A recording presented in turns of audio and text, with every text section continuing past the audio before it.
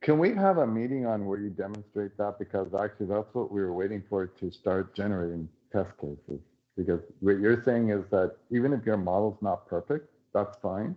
If we can compile it and run against it, we can now start to generate test cases. And quite frankly, that's the goal of this group. So are you saying it's at that state where we could start generating test cases and using the API and running that against this model? Yeah, so to use API, there is an open item that we are still working on. Other than that, I can show what we already have working today, except the API implementation. So I think that's worthwhile, because that's what gates the test cases. So what is the ETA for getting the APIs working? So we are right now at the stage of testing them. We have issues with the environment. We cannot align the environment for the APIs to the environment that's needed for behavioral model. So this is hopefully the last thing to fix. So I expect it to be ready in like a week or two. And which work item is this, Marian? Yeah, which work item is this number? Let me see. Where are the ones assigned to me? Oh. The last number 14. Number 14. This is the one that I'm talking about. Okay. So maybe by the 20th? Yeah. Well, put next week to review it. And you can update it then. Okay. That's the critical piece. We don't even care if the model's perfect. We can start generating test cases as long as we have an environment. So you're close. As soon as we have that, then we'll start building those test cases. Okay. It looks like Andy has his hand up. Sorry, drag us down to the details sometimes. Question, maybe you've already discussed this before, and if so, I'm happy to look at it. But for IPv6 support, that raises the questions of IPv6 fragment support, yes or no? And in general, IPv6 extension headers support in the data plane. And we don't have to answer it here. I can raise an issue with a question if that's appropriate. Well, I have an issue for it here that someone needs to own. Yeah. Christina, let's add maybe the issue about the IP options extension headers, so we can close on this. I can tell you guys that from our side right now, we don't support IPv6 extension headers, or IP options extension headers at all. However, right now, as this milestone approaches, for some of the scenarios, we are actually thinking about starting using them, but because of hardware optimization, there will be most likely static in size, not dynamic. So most likely we'll have ability to configure, at least on our FPGAs, support for routing IP options header for the IPv6, but we will know what kind of options header are those and what are the sizes, and the size will be specific size. It's mostly to carry some additional metadata in IPv6. At least this is what we are thinking right now. Okay, and so by when do we need to have this figured out? Is this a longer term item? I would say it's longer term item for the IP options headers. Okay. So but some basic support potentially we should have. I'm not quite sure how hard it will be in the hardware model to implement full support for IP options header. That will be the best. If not, we can fall back on what we are doing in FPGAs. On only allowing to support like static size IP option headers. This is for IPv6, right? That's correct, yeah. So you should put in the action item IPv6. I got it, yeah. Christina. Yeah, I will. We'll do. Got it.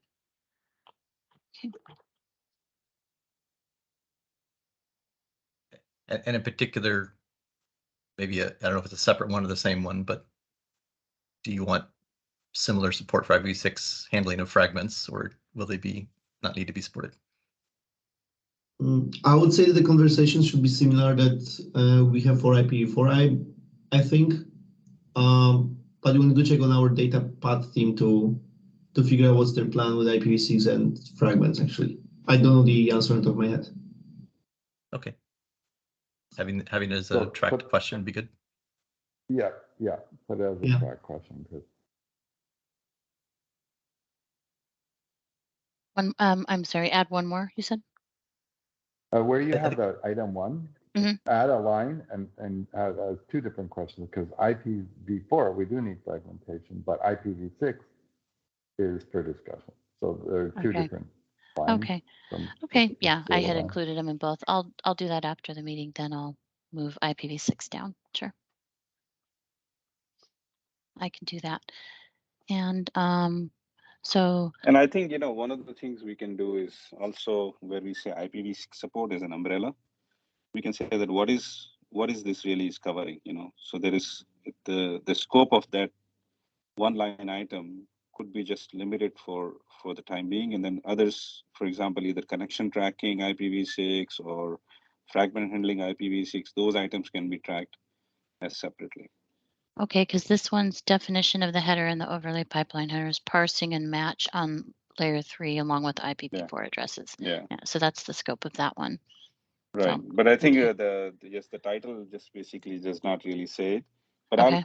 I'll just basically see if I can make it a more I guess understandable title so that it does not at least confuse people that what is really it's covering, right? So. Okay, so Yeah, what maybe that's should we good. call this then? I'll think Or you about can it. do it after the meeting. Yeah, after the you meeting. can just do it after the meeting. Okay, sounds good. Thanks. Okay, great. And then so that's behavioral model for now. Did this piece, is this one still being worked on? Inserting this into the behavioral model? Compare Open Contrail to. Didn't we decide to just go with the? Right, we decided to still just need go to do with it, that? but we need to code it or insert it into the that's what this was tracking here. So that would be Marian and Venkat. No, I think this one was tracking the comparison between Open Contrail and the Pensando implementation. But I think we decided that we're going to go with the PNA Pensando suggested pull request, which means, do we still need to be comparing them? Yes, because the point was that Open Contrail has a good way of handling connection termination. And so we just need to make sure that we do the same in our behavioral model. Our behavioral model currently is not really doing anything. It's still valid then, so who's the lead on this? This is Mario and Venkat P. Do we have an ETA for this comparison? Do we have any what? ETA Estimated for this time. comparison to get done? Well, I'm sorry. The comparison is done, but we need to implement it now. Yeah. Oh, okay. So I think this is tracking more the fact that we need to implement it, not so much the comparison. Although it was tracking that number one, we were comparing it, and now that we've decided number two, we need to implement it. So that's why it's still open, because we have not implemented it yet. So do we have maybe a date where we might implement? Maybe around mid of April. So next week. Okay, great. Right. End of next week, please. Okay, end of 15th. Tax day in the US. Oh, great. Yeah. I'll put and implement. A second deadline for the day. Yeah. Okay, I'll put and implementation there. Thanks. Okay. So if everyone could give me dates for the items that they're working on, we can either do it in email or reach out to me over Teams. That would be awesome. Yeah, I think some of us are still scoping out the work. I think once the scoping is done, like Gerald said, we don't need to have a common deadline. Each of us could have the earliest dates that we could give. So UDP Maybe support, I'll reach out to Marianne offline, not to take time here on some details. And then I'll fit and give you a date. But you can say we can say in progress, I guess. I'm going to call it scoping. Yeah, How about that? scoping. Yep. If we have Okay. one more, that's. Yeah, I'll put scoping here. So then we'll be able to choose it. Okay, great. And I'll fix it up with a cool icon later. Okay. And then kind of staying on the same topic, a little bit different is, I created this project here just for my own tracking and with the testing tracking when we get there. But the kind of the things we've been talking about wanting to track as we move forward, we want to be able to track connection track or test connection tracking, monitor the size of the flow table, what happens if we send incorrect packets and or change timers, things like that. So this is just a separate one I'm working on once we get to the testing arena. Christina, are we creating this as part of, projects under Dash? Because that way, when you can go to the Dash and click on projects, you get to the projects under Dash, right? Yeah, I did. These things may be coming out of Azure, so. Yeah, I did create it under, so if you go to Dash, and then you go to projects here, and then for some reason you have to click add project, but they're right here. Oh, okay. So maybe it's add it to your view. Got it. So you have to add to the view. Okay, thank you. Yeah, for some reason, right? So any thoughts, Gerald, any more on the testing work items for tracking? I got cut off for half a minute. Okay. So I had to rejoin. Okay. I was just showing everyone that this is what I've been using this second project where, these will be the things in the future that we need to test for. Okay. And if we have more, I can add them. We just need to add them. Yeah, definitely. We'll have more, but good. Yeah. Okay. All right. Good. So we're going to need people to actually join the test group. That's going to be the main.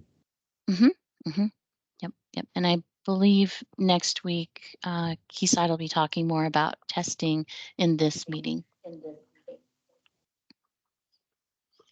Great. So should we open it up for a bit of Q&A then, you guys?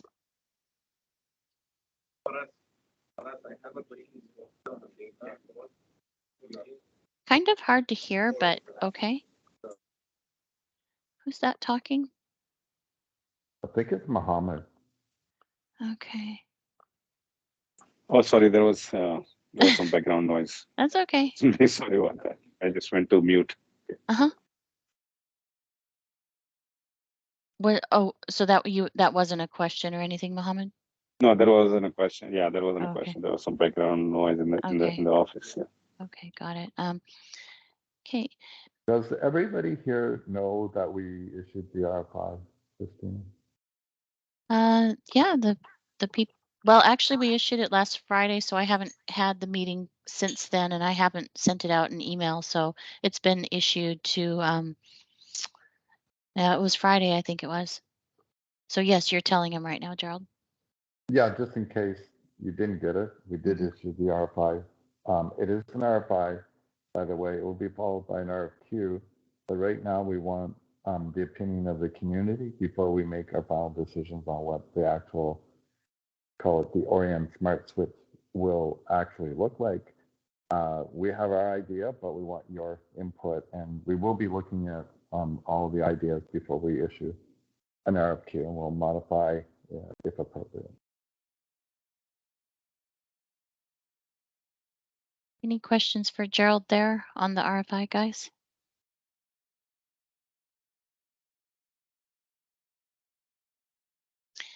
Either my Teams isn't working or it's very quiet. Okay. No, Christina, and Gerald, I have I'm not sure if anybody has followed up and if there was any discussion earlier, but there were a couple of documents that I was tracking that would probably give us some answer to some questions that we had earlier. And I guess we were told, they will show up in the form of some documents that Microsoft is working on. And it has been, several weeks since we discussed that.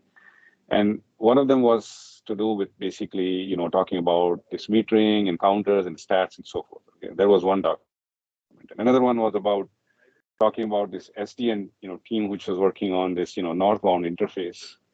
So I just wanted to find out if there has been any discussion on when that will be available, or has it already been available that I missed, so just wanted to find out what's going on there.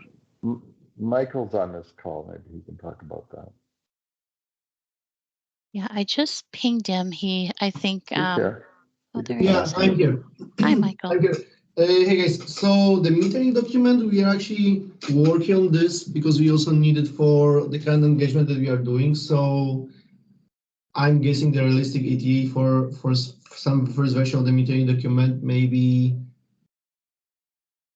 in 2 weeks from the metering doc. With regards to Dash APIs, nor facing, we have already some schema that we're working on. There is a JSON file that if you guys are interested, I can briefly talk right now. And right now, from Sonic team, Prince, I believe, is converting those to actual tables on the Sonic side, and he'll be also creating the YANG file. So when it is coming, it's still to be discussed, but he's right now working on this. And we have like initial JSON with the normal facing APIs. Not everything yet there, but majority of this. That's great. Thanks, Michael. Any questions for Yes. Michael, or So did you go ahead? yeah, no. Thanks, Michael. Really appreciate it. I think one of the things on the Dash API is, I guess there was a discussion about getting some sort of a reference implementation also. What is that in the works, or when do you think that we might be able to get our hands onto that? Reference implementation, like from the point of view of converting norbound to SAI?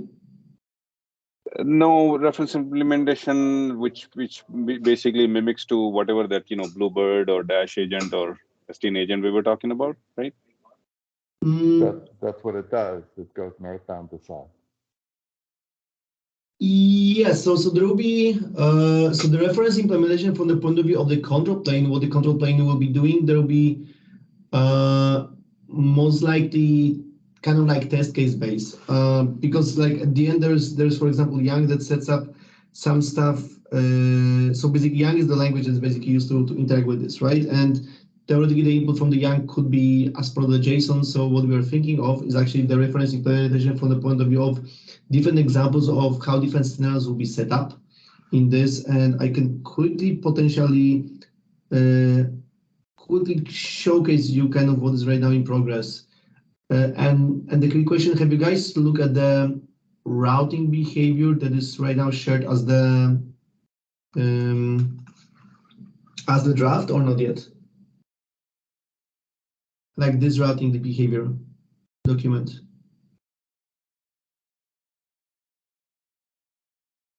Can you guys see me sharing screen? Yeah, we see you sharing. I think people are just thinking. Yeah. Do the people know about this? It doesn't seem like they're... This is right now in the draft sections about documents, data plane design, Dash design guidelines. I wonder if you guys look into this. Michael Melly created this some time back. Michael and I, yeah. And yeah, and I can resend the link to it to everybody. So, yeah, so I can quickly give overview so you guys know, for example, what is coming, what we are working on. So one important part from the routing perspective, right? So routing for the outbound, we kind of know what we want to do. We are still discussing how exactly we want to fully handle inbound routing from the point of norbound NPI. The interesting stuff about the example customer setup, because we were working already with one of the company to kind of discuss this, and we noticed there were some stuff that had to be adjusted to kind of support all our scenarios, right? So the main thing is like, I can kind of briefly talk about this. This document is a draft, so you guys can start reviewing this and comment also at questions for this. So if this is, for example, an example VNet, which is, let's say, 10.1/16, right? And we'll have, for example, 3 subnets, and there will be some mappings which will behave, for example, let's say there will be VM1, VM2, VM3, and for potentially some private link mappings. So those are different mappings in the route table. And let's say in a subnet 2, there will be, let's say, NVA, so it's kind of like firewall that the customer can, for example, route the traffic to, right? Customer should be able to set up a route table, and the route table to be evaluated in a correct way, including full working LPM, and there are different stuff of the route table. So I can There are basically different examples mentioned here. We are still working on potentially maybe clarifying more about those examples. So this is example kind of like maybe potentially big route table that the customer wants to put, right? So for example, maybe the customer will say, let's say 10/1/16, which is our VNet space, right? This is basically inside the VNet traffic, which means that based on the LPM, let's say, can we record this? I think it's I being am recorded. recording it. Yeah. Yeah. Oh, okay, good. I think it's being recorded, right? So, for example, like when the customer goes to specific IP address, let's say 10.1. Let's say 10.1. Let's say 1. Something, right? We know that based on the LPM, this doesn't hit this, but it will hit this one, right? So in this case, it goes inside the VNet and is using the second level lookup, which is based on the mapping table that you guys are aware of, right? If, for example, customer will go to some specific address like 10.1.0.12, this match exactly this, right? And this, for example, is like private endpoint that is plumbed as a route. But the same when customer may go to some specific address, let's say from this address space that doesn't match anything, but for example, LPM will match here, and customer may want to, for example, assign route table saying like any traffic that goes to this /24, right? Routed to a firewall, which is actually VM inside a VNet, and this is the next hop of the firewall. So this is basically the firewall IP in the mapping address space, right? So this is basically firewall IP in the mapping address space. That's kind of one way to kind of do this. So the idea is that first the LPM is always being evaluated, right? And then the LPM, once the specific IP address matches some specific entry, right, dictates where the traffic should go, right? People usually assume that, for example, 0/0 is always like if something is not matching, is always going to the internet, right? But it's also common in some customer setup, but not very common in some other customer setup, because customer may want to say that everything goes to 0/0 actually doesn't go to the internet directly, but it needs to be first forwarded using UDR, so using user-defined route to next hop, which will be the firewall, which means that 0/0 can actually go to firewall, not direct to the internet. So this needs to be, for example, forwarded, but the customer may decide to, okay, he's trusting some specific traffic, which is, let's say, 50/8 he's trusting. So you want to exempt this IP from going to the firewall. And this should go, in this case, to the internet, so without any end caps or anything like this, right? And at the same point, he may decide as part of this kind of bigger prefix as the on-prem. So for example, let's say this address and the other addresses are, for example, on the on-premise network. So this should be static encap, because here is like dynamic encap based on the different destinations. Here's more like static encap with a specific hard-coded GRE key to other Cisco appliance or different kind of appliances like that serve as express route, right? That later those appliances or register or whatever, that later redirects this to on-prem, right? So this is specific stuff, right? The main important part is LPM is always evaluated first, right? And only LPM, because like customer has full control of the route table, right? So customer can fully define LPM, right? And customer can do whatever they want. So 0/0 should not be assumed to be going to the internet always. Customer decide to 0/0 to redirect to the next hop. And this next hop can be either a target that is directly encoded as, okay, this is GRE key and redirect to the specific underlay address, but they may decide to redirect to some overlay address. In this case, we'll refer the VNet. Right, if everything needs to be routed through this, right, or to specific destination, and also some specific destination may be actual mapping. So this document talks about high level how the route table works.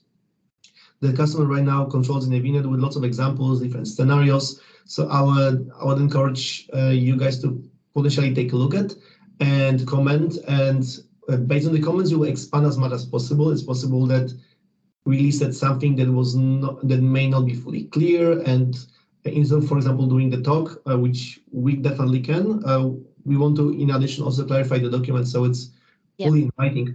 So that's first part, right? So this document is already there in draft, so you guys can take a look and comment for more examples or the clarifications and kind of stuff. And then the second part is not about NPI. So what we started on, like we have this like JSON object which The names potentially may slightly change depending on the young model definition that Prince from the Sonic team will be doing, right? But high level, there is, for example, there will be definition of ENIs. So this is elastic network interface that each card, for example, will support, or each switch will support based on the MAC address. There will be some GUID ID, for example. There will be some potentially cost object that is related to the ENI. And this cost object will be, for example, defined as, hey, this is, for example, how much bandwidth this ENI only can handle, how much CPS, and how many flows we want to reserve for the specific ENI. That customer can basically go above, right? So it's kind of like a top stuff. So even if we, for example, have multiple ENIs that belongs to different customers on one card or one switch, right? One customer using a lot should not be able to start the others. That's why the cost object should be always assigned to some specific ENIs, right? The ENIs can belong to different VPCs or VNets. We are still closing if we will call it like VPC or VNet, right? So those are this kind of stuff. And they are, like, as I mentioned, like different ACL stages. So we want to have five ACL stages, right? So each ACL stage for both inbound and outbound may be separate table. We may use or may not use some of them. So some may be passed through. The same for the outbound. Some specific ACL tables that can be this, right?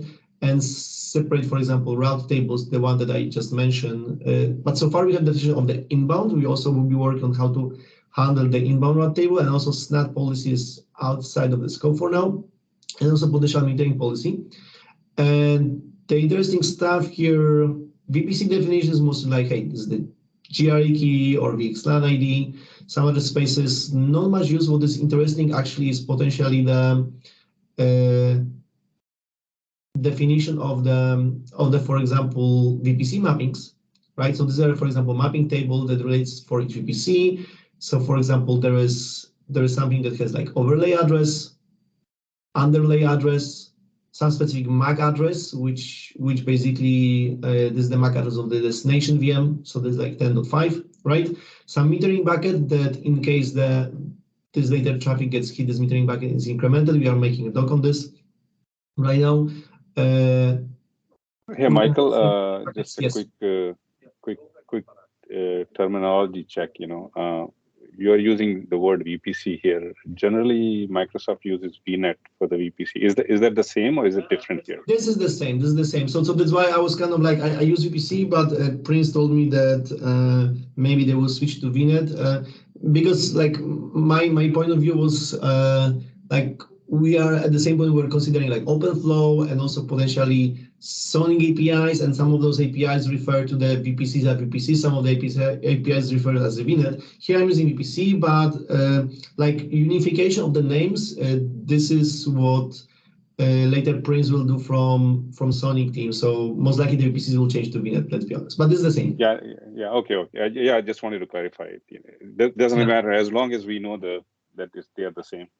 Yeah, that's the same concept. I have another question, Michael. Previous, you previously were just describing the routing behavior with UDR, firewall, all of that. That is applicable for the SmartNIC or the switch ASIC, please, or both? For both. Okay. So basically, what we are thinking from the point of view, like from our point of view, the SmartNIC needs to have all the functionality of the SDN to be able to route the traffic, right? Smart switch is more like form factor than instead of, for example, buying multiple smart NICs and putting as a one chassis, right? With our server, if you guys have different form factor, which will be already enclosed in a switch, right? Then it is also more cost efficient for us to just buy a switch with multiple cards already inside. But the functionality should be exactly the same. I see. Thanks. And I thought what was great in your JSON was when you had those areas defined where you can tell exactly what's happening, whether it's being end capped or whether it's being sent to the appliance, or those that I can't remember what line it is. Yeah, I have it slightly lower. Yeah, I will move to this quickly right now. So one thing to notice, you guys were asking about the IPv6, right? So we need to support both IPv6 in underlay with regards to the outer NCAP address, even though the traffic customer sees as V4 to V4 traffic, right? But we will NCAP this and route on our physical network using IPv6, right? As well, we also support for the customers to bring their own IPv6 addresses inside their VNets. So overlay can be also customer will be communicating IPv6 to IPv6.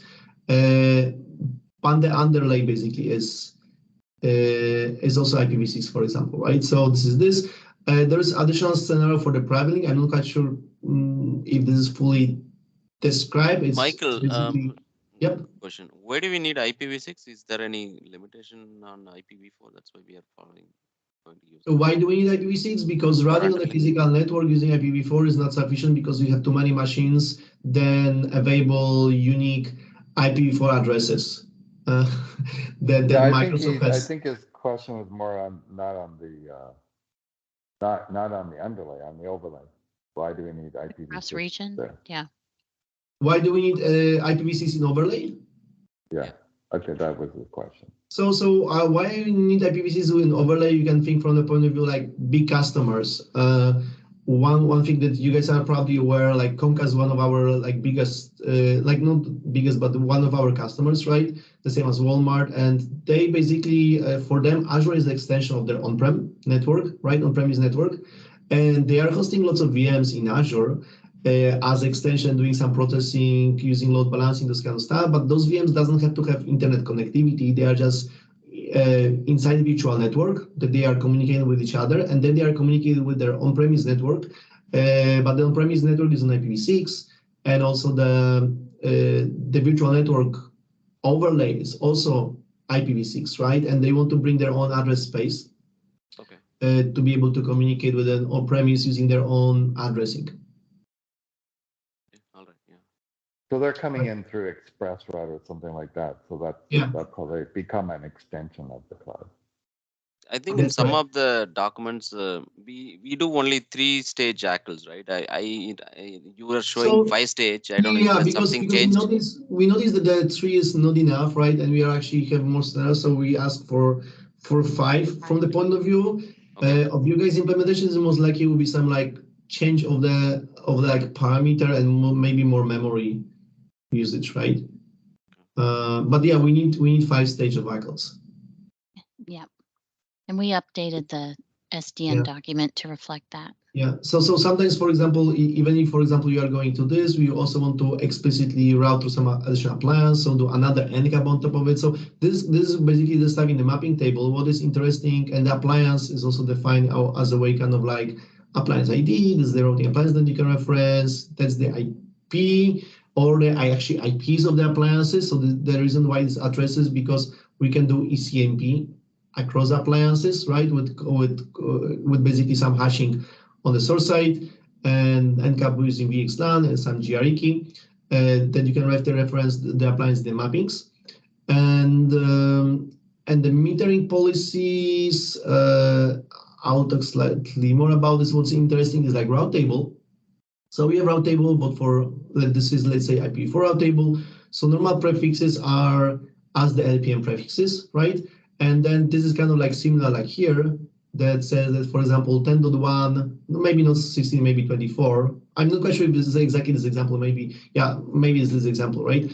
This goes to the VPC. So whenever someone sends the traffic that, because first we need to evaluate the LPM. Whenever LPM hits and it says, okay, this is the prefix that got hit based on LPM, because nothing else was more specific, right?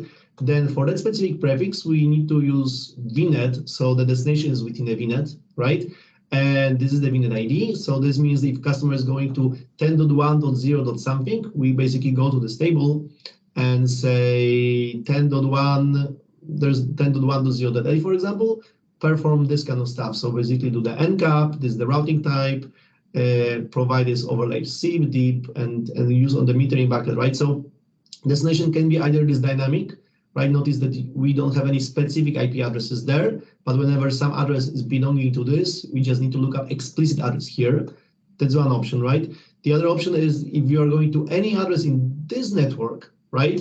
Then the destination is also, you need to route it through this like kind of firewall, going to the firewall, right? So the destination is inside the like some IP of your VNet. So this destination is really the custom address space, so overlay of this one. So even if the customer is going to 10.1.0. Let's say 77, right? We still are doing the lookup, and we are doing encap based on this VPC and encap to this destination. So 10.0.0.6 will be the address of here, right? And means that basically we are doing outer encap with this specific destination IPv6 address in the outer encap after encapping, right? Even though the traffic is not directed to 10.0.0.6, right? The traffic just is directed to something different, but is being encapped as this because then destination here is the VPC direct. So destination is one direct appliance, the firewall, right, of the specific IP with this. So sometimes basically for the VPC direct target, the destination IP through which we are routing is inside the VNet. So we need to look up. In some cases, the destination IP is I don't have here, but there is basically like direct encap to the actual PA that PA is listed here, right? For example, this traffic is like, let's say, exempt traffic, so direct traffic, no encap, it just goes to the internet. There's some part of the service tunnel traffic. What's important, we also want to have ability in the route table to drop the traffic. So we should also be able to say drop, right? So this is basically the stuff, right? And if we need, here is basically the static stuff. If we want to forward this traffic to on-premise through some like hardware appliance, like Cisco, this kind of stuff, we can say appliance, this is the appliance ID, and then based on this, for example, it means that, let's say this is the appliance ID, and means that we need to encap using those kind of stuff, right? So that's the stuff that we are right now have in driving development with regards to. So this is how Azure works. We just have much more complex way of creating this policy using lots of layers and this kind of stuff in VAP, which is very convoluted. That's why we know how we are using this. That's why we are kind of simplifying this. And Prince from the Sonic team is converting this into actually Young and creating some tables for Redis that will be, for example, keeping the state. One interesting stuff is this routing types here, routing type VPC, this kind of stuff, right? Sometimes some stuff, let's say, for example, service tunnel, right? This is not only one single encap. This is, let's say, doing one transposition plus one encap and this kind of stuff. That's why we need to have ability to, for example, configure this kind of transposition. And for example, here service tunnel means this is some section that we kind of propose that routing types config. So each routing types can have right now up to 4 actions, right? And the routing type direct action type is direct, but routing type, for example, let's say for the service tunnel, let's say here we have up to, like, for example, first we'll be converting the packet for 4 to 6, and then doing static, let's say encap, right? And no more, so this only like 2 actions, right? And number of actual actions to kind of like very regular actions, we were kind of thinking, we are still closing if this is the list or should be different lists, but we are not thinking to maximum 16 distinct actions, right? We are also thinking from the hardware perspective, the 16 actions will take 4 bits. So we're thinking how to encode it. So this specific route, each routing type, right? So for example, can be separate table for the routing type. I mean, you guys can later contribute from the point of view of how you guys want to have it in hardware in the efficient way. This is one of the proposals only, right? Then potentially some routing type will have some specific ID. So this routing type will be, for example, reference in the route table saying that, hey, for example, where's the route table here?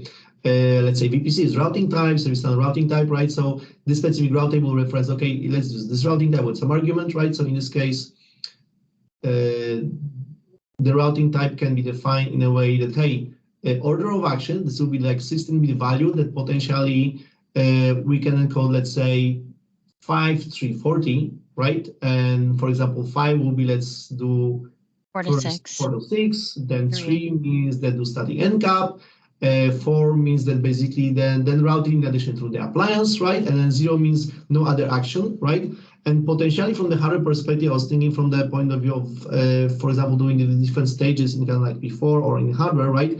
This can be potentially done with a packet pipeline that will have, if we are supporting up to 4 actions, always the packet pipeline may have like 4 kind of like boxes, right? It goes to the first box. First box basically looks at the first basically bit, the other byte, or sorry, this is like kind of like 4 bits, right? The other another one, right? And there will be some static arguments which are basically here, right? For sometimes, for example, like static encap has argument, which is, for example, VXLAN, right? This will be responsible for the specific box. So as it passes through this, it basically looks at specific stuff and does the stuff in a packet. So in this case, from the hardware perspective, we have predictable pipeline that always 4 boxes are evaluated with optionally some boxes not being hit, right? And this configuration of what in each box is doing depending on routing type. So potentially that's one of the example implementation of how to do this potentially in hardware in the pipeline. I'm open for suggestions. We actually never deal with doing hardware and I would say before on anything, let's say in Microsoft. So I'm not really sure if what we were kind of discussing is and proposing, I would say makes sense and is the most efficient way, right? But the most important part is specific stuff, which is the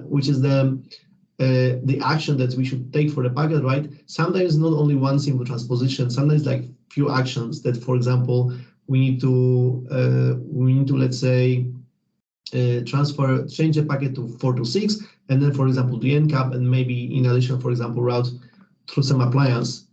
Right, and the idea is we could potentially define the community just saying that, hey, service tunnel, and there is one big box on the service tunnel, right? But it means that if we define different kind of way of routing, like in addition, let's say need to do at appliance, which is not here, right?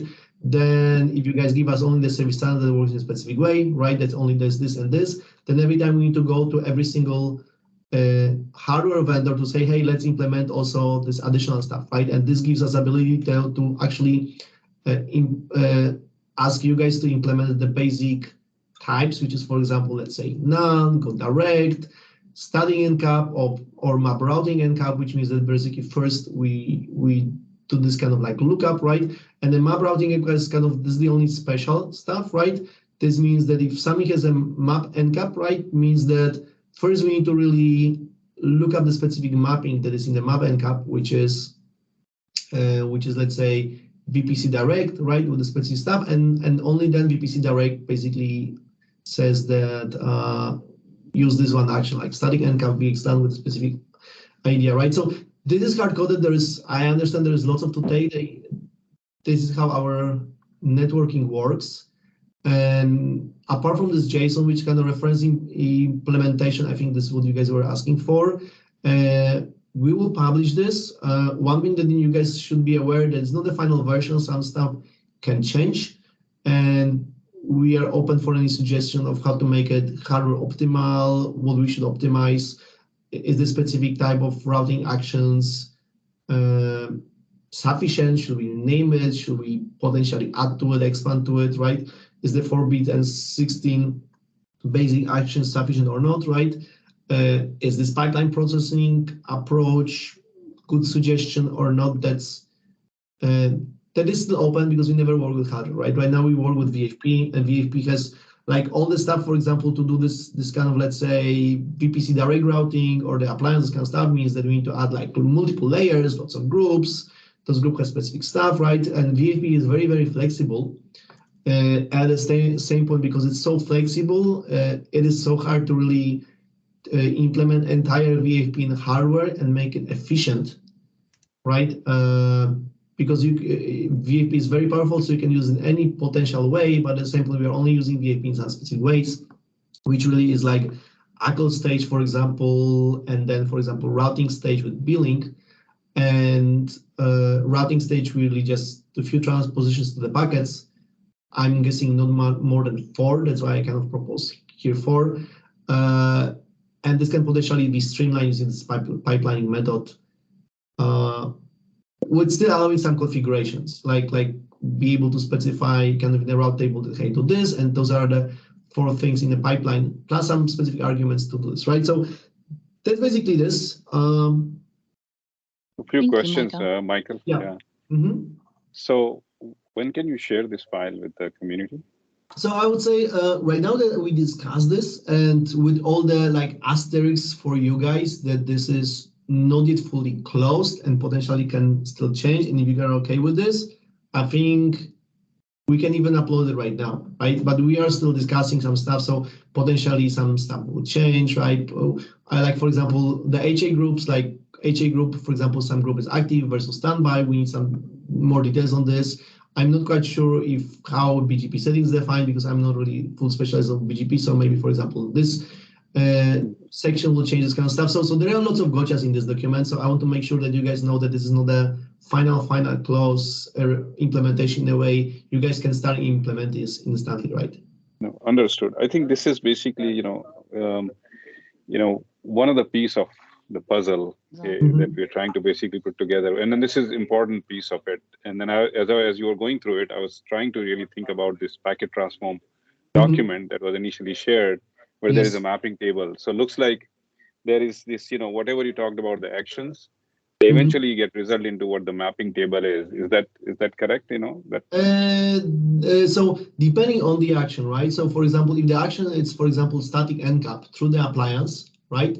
This doesn't use mapping table. This just basically says that, for example, this mapping encap to the appliance means that, let's say this one, right? If you're going for some address that will hit this LPM entry, right? Then go through this appliance, this ID, right? And this appliance has like 28. And it basically statically encap with this outer header, right, with VXLAN. So there is no mapping. But at the same point, if you hit something that says VPC, then you are going to the, for example, here, right? Then any address that you're going to here, you need to look up in this VPC and then do this kind of dynamic stuff. So here is this lookup, right? Versus VPC direct is like any address that you are going here, you need to look up in this table, but in this table, you are not looking up address from here, like you're looking up from here, you're looking up only this address because everything is forced through an appliance. Right? So this is this, and the mapping metering bucket is basically some bucket which is an identifier, which, for example, when the flow gets created, the flow should associate the bucket. So every time when packets goes through this flow, both inbound and outbound, right?